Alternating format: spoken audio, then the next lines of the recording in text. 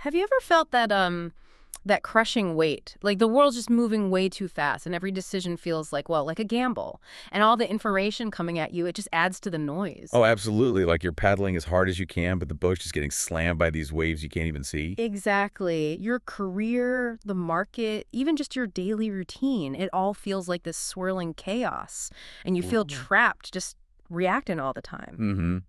And that feeling, that sense of being perpetually reactive, overwhelmed by uncertainty, it's almost the defining condition of modern life, isn't it? It really feels that way. But the core idea we're diving into today is this. Strategic thinking, well, it's the antidote to that chaos. It really is. An antidote. I like that. It's the ability to, pause, step back for a second, and actually find some clarity where everyone else just sees confusion. Right. And it's not just for, generals plotting campaigns or CEOs and skyscrapers. It's a method for anyone to start unraveling those mysteries, maybe even harnessing some of those powerful forces. Turning the inexplicable into something intelligible. Yes. It's like a shortcut to connecting the dots, to understanding that deeper structure, the, what did you call it, the causal architecture. That's the term strategists use, yeah. Understanding why things happen the way they do, the underlying chain of events. Okay.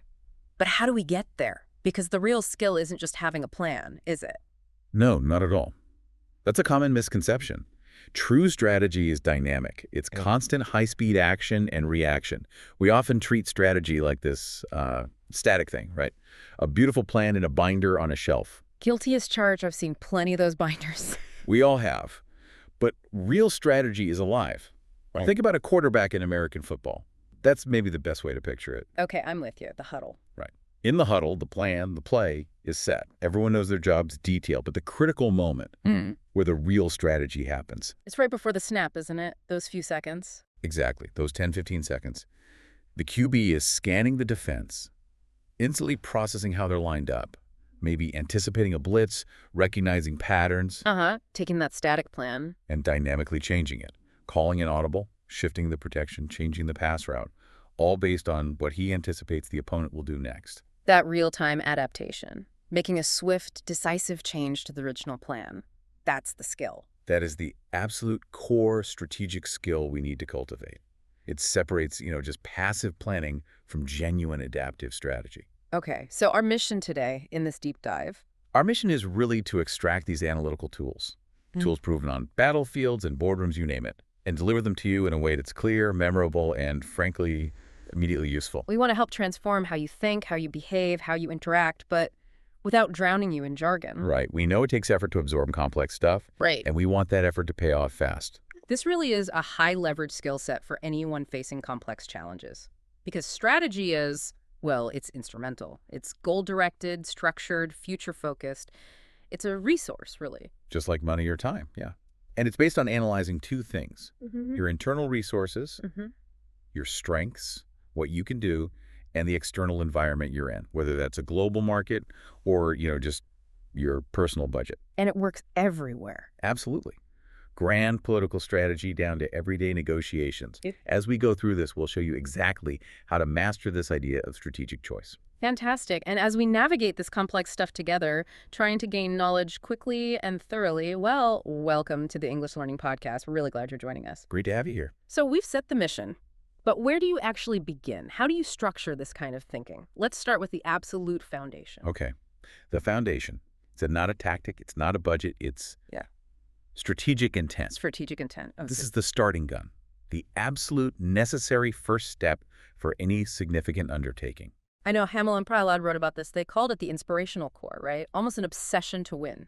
Exactly. It elevates strategy beyond just technique or allocating resources. It's that deep emotional drive. And that drive requires setting goals that are ambitious. More than ambitious. They call them stretch goals. Goals that seem almost impossible given where you are right now with your current resources and abilities. Why set impossible goals? That sounds counterintuitive. Because they force you to develop the new capabilities, find the new resources, invent the operational genius needed to actually achieve them. That tension, that gap between what you can do and what you must do to reach the goal, that's the engine of growth. If you just set goals based on what you can already do, you're basically signing up for the status quo. You're choosing not to evolve, not to stretch. Okay, give us an example. Think about Japan after World War II. Companies like Honda, Sony, Matsushita, they were tiny firms in a devastated economy, but they envisioned themselves as global leaders. Right. Honda aiming to crush established motorcycle giants. Precisely. That insane goal forced them to develop radically new, high-quality, efficient manufacturing processes just to compete. That strategic intent driving capability development. And when that intent is missing or it falters? The results are usually pretty stark. Look at DEC, Digital Equipment Corporation, huge tech company back in the day. In 1992, facing massive industry changes, their leadership put out this really weak, vague mission statement. What did it say? Something like they were committed to providing high-quality products and services and being a leader in data processing. It was just meh. Doesn't sound very inspiring. Exactly. It signals faltering leadership, a lack of focus, no passion. It's like setting sail without a destination. Any wind will push you around, but you won't get anywhere meaningful. And what happened to DEC? 6 years later, they were bought by Compaq. Gone as an independent company, lack of intent was a death knell. Wow. Okay, so contrast that with compelling intent. Where else do we see it? Well, you can look at storytelling itself. Joseph Campbell's hero's journey. The classic narrative structure. Right. It's the archetypal strategic narrative. The hero gets an impossible goal, has to leave the known world, find inner strength, learn new skills, overcome huge obstacles. That is strategic intent applied to life. Or in sports. Oh, definitely. Think of Vince Lombardi, the legendary football coach. His big mission was crystal clear. Winning isn't everything, it's the only thing. Very direct. But how did he translate that? That's the genius. Yeah. He translated that huge abstract mission into intensely actionable intent for every player on every single play. You never win a game unless you beat the guy in front of you. Simple, visceral, actionable. Connects the big picture to the immediate task. Brilliant. And maybe the ultimate example of resource-stretching intent, JFK's moonshot challenge in 1961. Land a man on the moon and return him safely to the Earth within the decades. Yeah. At the time, they didn't have the tech, the resources, the capabilities. It seemed impossible. That bold goal forced a nation to innovate, redirect resources, build things that didn't exist. That's a stretch goal defining a generation. Okay, so once you have that powerful strategic intent, that obsession, what's next? You need a system, right? A process. Absolutely. Strategy rarely just appears in a flash of insight. It needs a rigorous, repeatable process to bring it to life and keep it relevant. It's not just a one-time document. No, definitely not. It emerges from a continuous cycle. We can break it down into a 6-step loop. Okay, let's walk through it. Step 1. Mission. Your fundamental reason for being. What do you stand for? How the coffee company Equal Exchange, their mission isn't just sell coffee. It's explicitly fairness to farmers. That guides everything. Step 2. Clear, concise, measurable objectives. These are the specific milestones you set to actually fulfill that mission. They need to be quantifiable, time-bound. Right. Then step 3 sounds crucial. Situation analysis. Understanding the landscape. Exactly. And this has 2 parts. You have to look outward and inward. Outward first. Outward, you evaluate the broad environment. Tools like pest analysis help here. Political factors, economic, social, technical. What are the big trends, the opportunities, the threats out there? And inward. Inward is SWOT analysis, looking at your own organization. Strengths, what you do well. Weaknesses, where you're vulnerable. Opportunities, those external factors you can exploit. And threats, external risks you need to mitigate. And the key strategic insight comes from? Aligning your strengths to exploit those external opportunities. That's where the magic often happens. Okay, step 4. Strategy formulation. This is where you choose how you're going to compete. Cost. Differentiation. We'll get deep into this soon. Then step 5 must be doing it. Strategy implementation. Crisp execution of the tactics. And honestly, this is where most strategies fall apart, as history shows us again and again. And finally, step 6. Control. Constant evaluation. Are we hitting the objectives? What are the results? And this evaluation feeds right back into situation analysis. It's a loop. So it's adaptive. Feedback constantly refines the strategy. It has to be. But even with this neat loop, there are dangers baked into the planning process itself. Some classic pathologies of planning. Pathologies? Like? Well, the first big one is the fallacy of prediction. Assuming the future is just a straight line from the past. Exactly. Assuming it's linear, predictable, controllable, it completely ignores the chaos, the massive shifts, and crucially, the fact that you have intelligent competitors actively trying to counter your moves. Right. The world isn't static. Second pathology. The fallacy of detachment. This is when the people formulating the strategy are completely separate from the people implementing it. Ah, the view from the ivory tower versus the reality on the ground. Precisely. Senior leadership crafts this grand plan, maybe disconnected from the market realities or the factory floor. The people executing it feel no ownership, no connection. And if they don't understand the why or weren't involved in the how, Implementation becomes mechanical, uninspired. Execution is everything, and if the tactics are divorced from the vision, the strategy dies, no matter how fancy the binder looks. which leads perfectly to the third one, The fallacy of formalization, the binder mentality itself. where the plan becomes this sacred static object. Exactly. Meticulously compiled, beautifully bound, put on a shelf, and never looked at again. It becomes an artifact, totally detached from the constantly changing reality. Strategy needs to be agile, alive, not a historical document gathering dust. Okay, that makes sense. And speaking of strategy formulation, choosing how to compete. Maybe this is a good spot. Before we dive into those specific choices, if you're finding this breakdown useful, if you want to support more deep dives like this, please take a second right now to like, share, and subscribe. It really helps us keep this going. It absolutely does. We appreciate it. So choosing how to compete. Step 4 in the loop. We really need to talk about Michael Porter here, don't we? His framework is fundamental. It really is. He laid out the two broad paths, the two main umbrellas, under which pretty much every organization and honestly every individual professional has to learn to operate. You can't be stuck in the middle. No, you have to choose. Cost leadership or differentiation. Let's break down cost leadership first, aiming for volume. Right. The goal here is pretty simple, really. Sell your stuff at the lowest price the market can sustain and make your profit purely on massive volume and ruthless efficiency. This is essential in commodity markets, right? Like oil or cement. Absolutely. You can't really differentiate a bag of cement in a meaningful way, so companies selling it have to compete intensely on price and how efficiently they operate. And the classic success story. Has to be Walmart. Their entire model was built on relentless cost leadership, squeezing suppliers, incredible distribution efficiency, huge volume discounts, passing savings to customers. A very clear, focused strategy. But they stumbled when they deviated, didn't they? They did. Around 2007, they tried to attract slightly higher income shoppers, dropped some popular low-price items, changed the mix. What happened? Alienated their core customers. Instantly. Sales plummeted. It proved that abandoning your core strategy, trying to be everything to everyone in that ambiguous middle ground, is often fatal.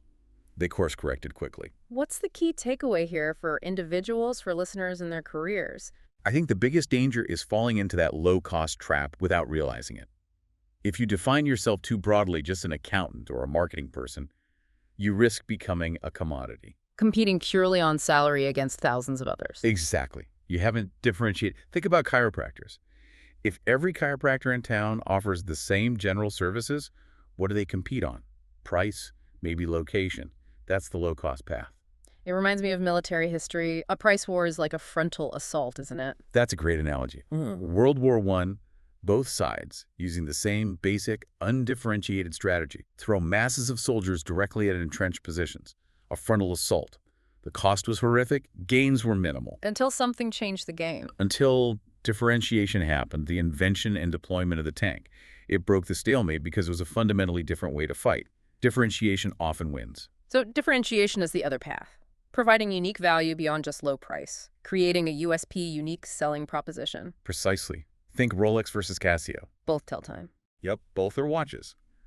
But they are so perfectly differentiated they don't even compete. Casio offers ruggedness, tech, precision. Rolex sells luxury, status, heritage, craftsmanship, completely different value propositions. So the professional who specializes, the chiropractor focusing only on elite athletes' low back pain. Moves themselves out of the commodity pool.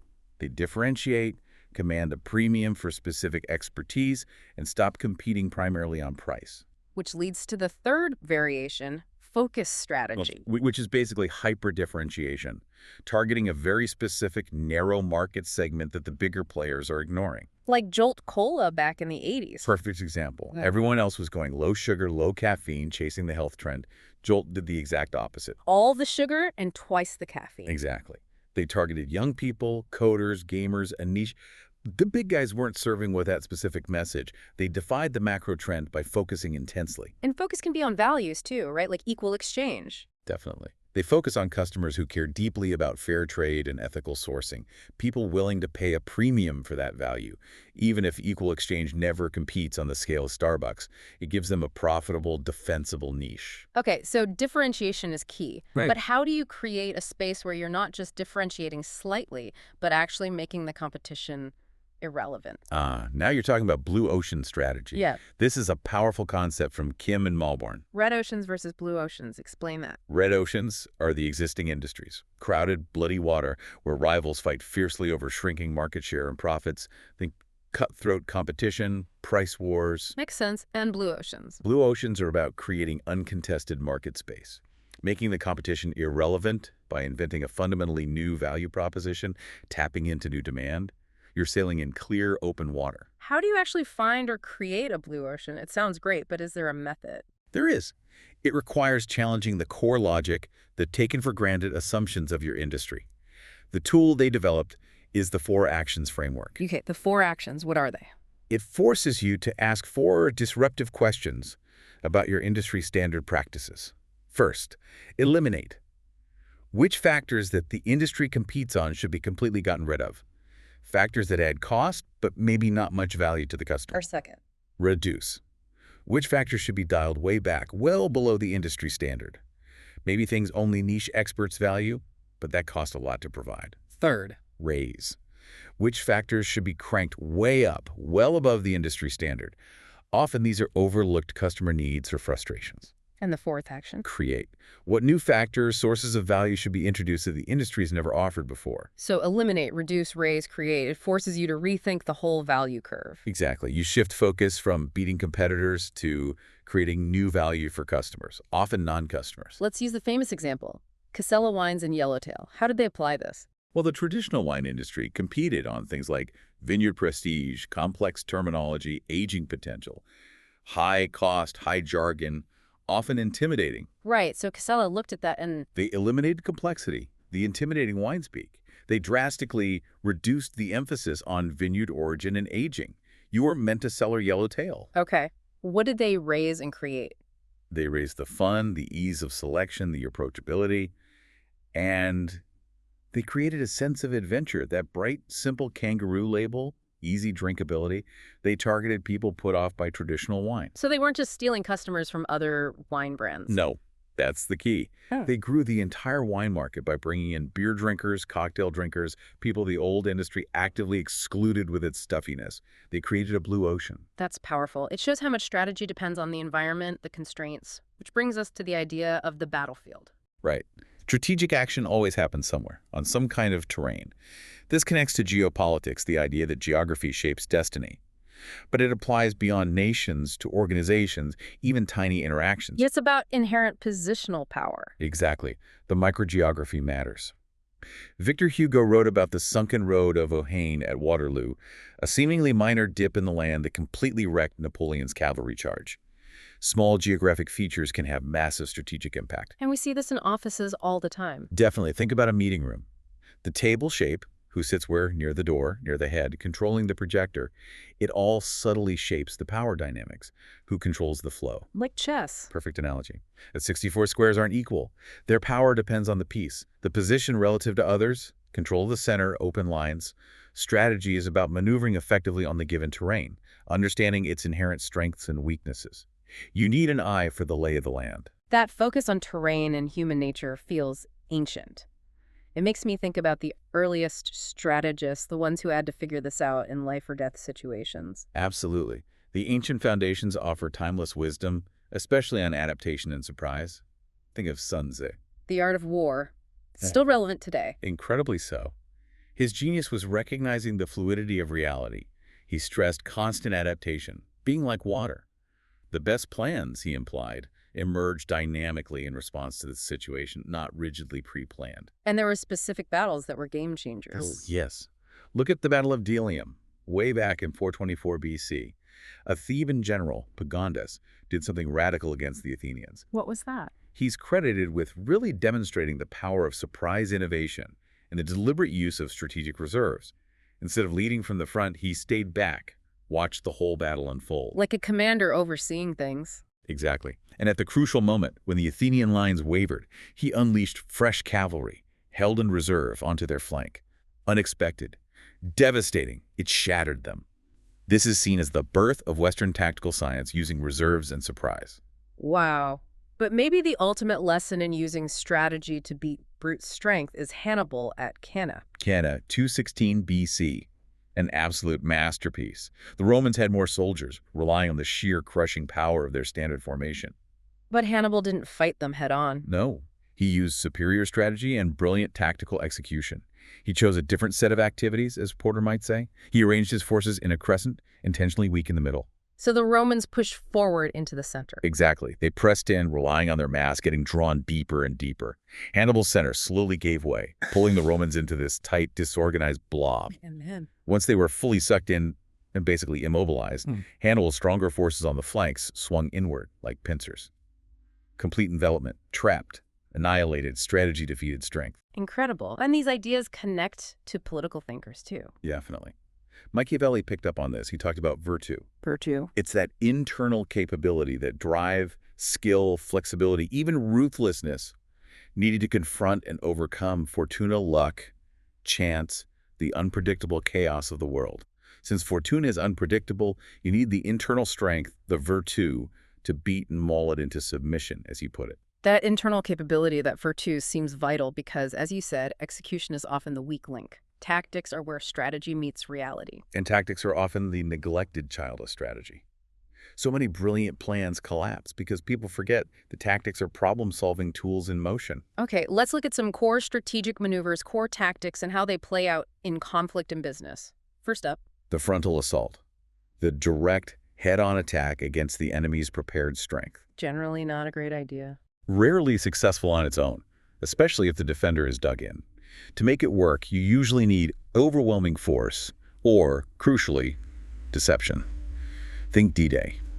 The Allies assaulted Normandy head-on, but only after Operation Bodyguard convinced the Germans the real attack was coming elsewhere, diverting defenders. And in business, the frontal assault is The self-destructive price war. Attacking a dominant market leader like, say, Coke or Walmart, by just matching their strategy but trying to be slightly cheaper. Usually it just bleeds both companies dry. The consumer might win temporarily, but margins get destroyed. So the smarter move is often indirect. Usually.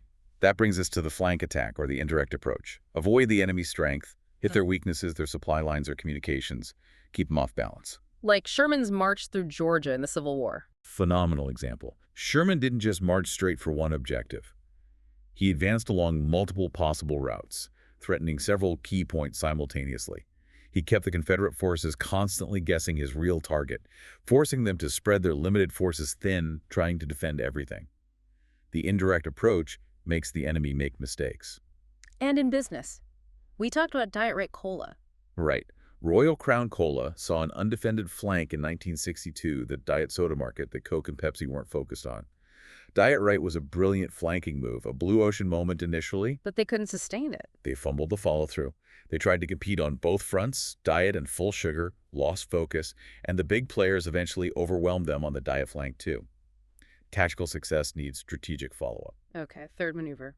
The rear area battle. Attacking territory or assets the opponent considers safe and secure. The goal is to force them to divert resources away from their main effort to defend their base. We see this in politics all the time, right? Attacking an opponent's home state or donor base. Classic tactic. Forces them to spend time, money, attention defending what they thought was safe ground. In business, Fujifilm did this brilliantly against Kodak in the 80s. How so? Fujifilm aggressively attacked Kodak in its home turf, the U.S. film market. They slowly gained share, started price wars. This forced Kodak to pour massive resources into defending the U.S. market. Just when they needed those resources to deal with the emerging threat of digital photography? Exactly. It was a strategically brilliant rear area attack that weakened Kodak at a critical juncture. Choosing the right maneuver clearly depends on context, your resources, your opponent, the terrain. But even with the perfect plan and maneuver, things still go wrong. Why do strategies fail so often during implementation? The pathologies of execution. There are recurring systemic reasons. A classic tragic example is Operation Market Garden in World War II. Montgomery's plan to seize bridges in the Netherlands, end the war by Christmas '44. Bold plan. Bold, yes, but fatally flawed in execution. It suffered from massive overreach. Its success depended on everything going perfectly right with no margin for error. They underestimated German strength, didn't realize two resting panzer divisions were right there. The logistics were too tight. Which points to the first pathology. Poor intelligence. If your plan is based on bad data, it's doomed. Look at the Dieppe raid in 1942. The British planners used outdated tourist maps and holiday photos to assess the beach gradients for tanks. They missed hidden gun emplacements, obstacles, disaster ensued, faulty intel kill strategy. Second pathology. Breakdown of communication, vague orders, misunderstood intentions. The most infamous example has to be the charge of the Light Brigade during the Crimean War. Into the Valley of Death rode the 600. Precisely. The commander gave a terribly ambiguous order. Advance rapidly to prevent the enemy carrying away the guns. But which guns? Which valley? The Light Brigade charged the wrong target, straight into a wall of Russian artillery. Clarity in communication is life or death. Omission of responsibility. A strategy is just an idea until someone is specifically assigned to do something, with measurable accountability. That gap between the grand plan and assigning specific task owners is where so many corporate strategies just evaporate. Who owns this initiative? If nobody knows, it doesn't happen. And the final, really insidious one. Inertia. This is psychological. It's the tendency to stick with a failing plan simply because you've already invested so much in it. Time, money, ego, political capital. The sunk cost fallacy on a massive scale. Admitting failure is too painful, so you double down. Exactly. The most heartbreaking example might be the first day of the Battle of the Somme, 1916. The week-long artillery barrage clearly failed to destroy the German wire, and defense's intel confirmed it. But General Haig and Rawlinson let the plan proceed. Why? Inertia. The plan was too big, too politically invested, too much had gone into it already to turn back. So the attack went forward. 60,000 British casualties in a single day. The sunk cost was too high to allow a change in strategy. That inertia. It feels deeply connected to how our brains actually work, doesn't it? Our own cognitive flaws. Absolutely. We like to think we're rational, but Herbert Simon's concept of bounded rationality is key here. We simply can't process all information or consider all options. Our brains have to filter, simplify reality. We create mental models, shortcuts. And those models can be flawed. They are necessarily flawed, or at least incomplete, and they're heavily shaped by our existing mindset and expectations. We form mindsets quickly, but we're very resistant to changing them. We see what we expect to see. Pretty much. We had to assimilate new information into our existing mental picture, even if it doesn't quite fit. This is why intelligence analysts who know the most about a subject are sometimes the last to recognize a huge paradigm shift. Their detailed model resists change. Like Stalin before the German invasion. Perfect example.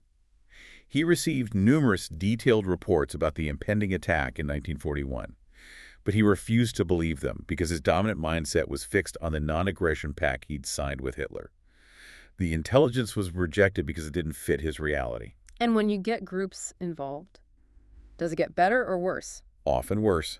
Irving Janis called it groupthink.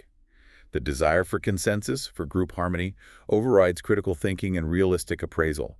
Dissent is suppressed, inconvenient facts are ignored, leaders reject good advice if it goes against the group's preferred narrative. Which leads to the Cassandra curse. Yes. In mythology, Cassandra was cursed to utter true prophecies but never be believed.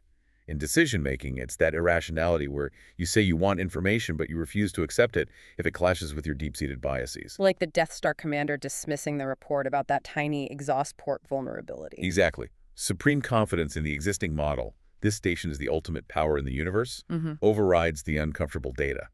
The psychological need for certainty wins out over objective reality. Okay, so if pure analysis is prone to all these biases and traps, how do the truly great strategists manage those lightning insights, those game-changing moves? It can't just be analysis. No, it isn't. Yeah. We have to move beyond just analysis to cultivate what's called strategic intuition. Clausewitz called it coup d'oeil, the stroke of the eye. That flash of insight that separates the good from the great. But is intuition just magic? A gut feeling? Not according to cognitive researchers like Gary Klein.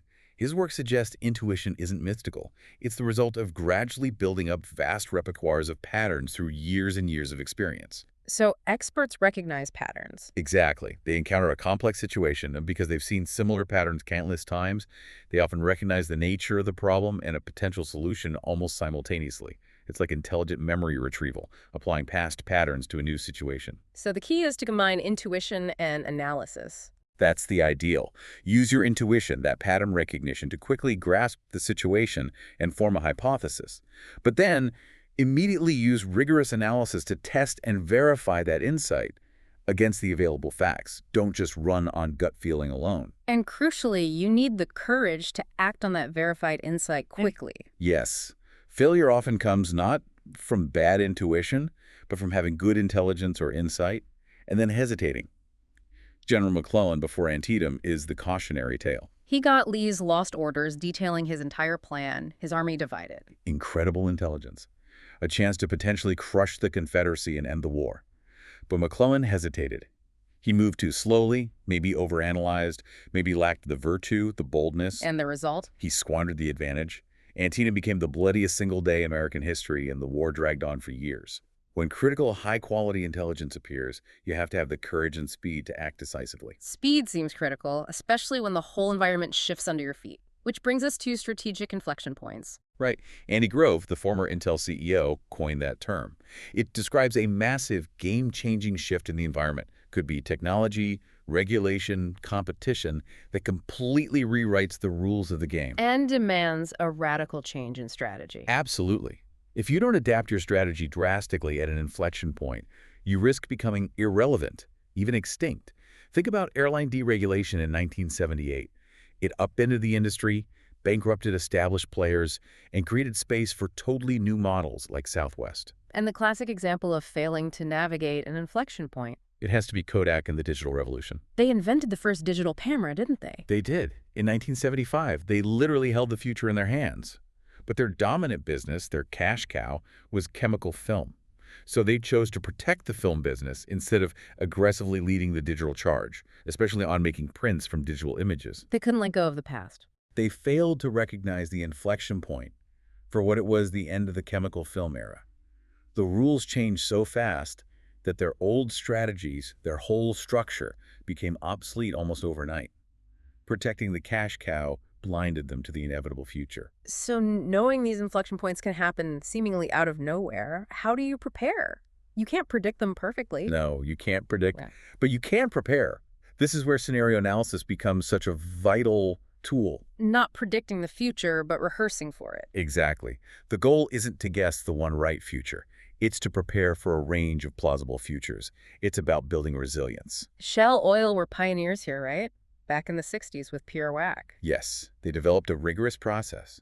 The key is to separate what's predetermined things you know are coming, like demographic shifts, technology reaching end of life, from the fundamental uncertainties, the big unknowns, like political shocks, disruptive tech breakthroughs, major economic shifts. And then you build stories around those uncertainties. You build several distinct, plausible, narrative futures based on how those key uncertainties might play out. Maybe a crisis scenario, a rapid growth scenario, a continued status quo scenario. And the goal is to find a strategy that works Okay. across all of them. Precisely. You want strategies that are robust. They might not be optimal in any single future, but they perform adequately, meet minimum requirements under a variety of plausible conditions. You're not betting the farm on the one future you hope will happen. Shell famously used this to anticipate the 1973 oil shock much better than their competitors. This idea of anticipating broader forces connects to another concept, the correlation of forces. What's that about? It's a term that came out of Soviet military thinking, but it's useful more broadly. It refers to that complex, often amorphous mix of long-term factors, cultural, political, economic, technological, social trends that constantly shapes the strategic environment. So we're not just reacting to immediate competitors, but to these bigger waves. Right. And the point isn't that we're helpless victims of these forces. A good strategist understands these currents and learns how to position themselves advantageously relative to them. Think like an Aikido master, redirecting energy rather than meeting it head on. And part of that positioning involves luck. Can you strategize for luck? Well, the researcher Max Gunther argued that luck isn't just random chance. It's often a predictable pattern of behavior. Lucky, people tend to act in certain ways. Okay, what kind of behaviors? Let's focus on two strategic ones. First, acting boldly. The old Roman saying, audentes fortuna juvat fortune favors the bold. This isn't about being reckless. It's about knowing when to seize an opportunity, accepting uncertainty, and acting decisively instead of hesitating. Boldness attracts good fortune, in a way. And the second behavior? Gunther called it the ratchet effect. It's the ability to cut your losses quickly, to get out of bad situations before they become catastrophic. Like the analogy he used. If you are losing a tug-of-war with a tiger, give him the rope before he gets to your arm. Lucky people recognize failure early, minimize the damage, and move on. They don't let one bad bet sink the entire ship. That makes sense. Don't throw good money after bad. Okay, one last piece within that correlation of forces. Culture. How does that play into strategy? Hugely. The work of Geert Hofstede is essential here. He studied cultural dimensions across countries, providing a framework for understanding how national culture impacts behavior, values, and organizational structures. Why is this important for strategy? Because it helps us avoid the trap of mirror imaging. That's assuming your opponent or partner or customer thinks just like you do, values the same things, makes decisions the same way. That's often a fatal mistake. What are some of Hofstede's dimensions? Things like power distance, how much a society accepts inequality and hierarchy, uncertainty avoidance, how comfortable a society is with ambiguity and risk, individualism versus collectivism, masculinity versus femininity, which isn't about gender roles per se, but about whether the culture prioritizes achievement, assertiveness, and material success, masculinity, versus cooperation, modesty, and quality of life, femininity. So if you're negotiating in a high-powered distance culture... You anticipate rigid hierarchies, deference to authority. Your approach has to be totally different than in a low-power distance culture where things might be more egalitarian and informal. Understanding these dimensions gives you a massive competitive advantage in predicting and managing interactions globally. Wow. Okay, so we've covered a lot of ground, from intent and planning through competition and execution to cognitive traps and adapting to massive change. Strategic thinking really is this comprehensive toolkit. It absolutely is. It equips you with these analytical lenses, historical models, ways to defend against your own biases. It's about meeting the future with more confidence, more clarity. When you look at the truly great strategists throughout history, people like Benjamin Franklin, Churchill, maybe Steve Jobs, Oprah Winfrey, they were all defined by that relentless drive, yes, but also by brilliant strategic execution and this deep, constant engagement with their environment. They weren't passive, they actively shaped their circumstances. You mentioned Benjamin Franklin. He seemed to build his success on a foundation of personal principles. He did. He meticulously cultivated virtues like order, resolution, frugality, industry. These weren't just moral guidelines. They were strategic principles that created for him an island of certitude in a really chaotic world. They were his internal fortress against uncertainty, against fortuna. An island of certitude. I like that image. And maybe that's the final challenge for you, the listener, thinking about Franklin's approach. What concrete, non-negotiable principles, your own personal strategic foundation, your island of certitude will you establish starting today to help you navigate the chaos and master strategic choice in your own life? That's a powerful question. Because the tools and models we've discussed are great, but the application, that's personal. It's entirely up to you. And we know applying these skills isn't easy. It takes consistent effort, practice, developing that analytical muscle, but the potential payoff is huge, isn't it? Immense. More predictability, less stress from uncertainty, much greater effectiveness in achieving your goals, and frankly, a better chance of winning. Whatever your game is, keep honing that adaptive capability. By adopting these tools, by actively shaping your circumstances instead of just reacting, you significantly improve your odds of achieving pretty much any objective you set your mind to, big or small. Well, if you found this deep dive into strategic thinking valuable, if it sparked some ideas, please do take that moment to like, share, and subscribe. Your support really helps us bring more conversations like this to you. We really appreciate it. Thanks for joining us. Absolutely. Thank you for listening, and we look forward to exploring more ideas that matter with you next time.